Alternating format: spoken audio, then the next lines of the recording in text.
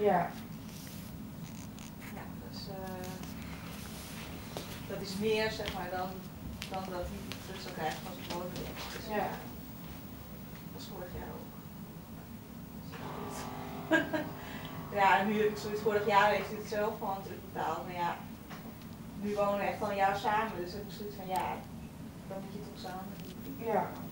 Of niet, maar dat is wel het verenigen.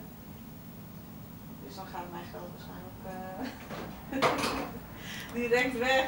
Oh, zonde. Maar ja, aan de andere Ja, kant- allebei het ook kwijt. Ja, daarom. En dan zit hij er nog mee en dan Ja. zitten we uiteindelijk er samen ook mee. Met Ja. ook minder inkomen. Dus ja, kan je beter maar zo doen.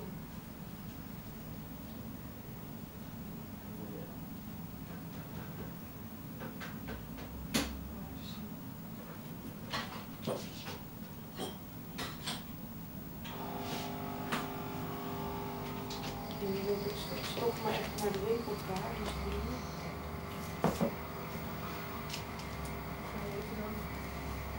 Ja, we hebben nog macaroni.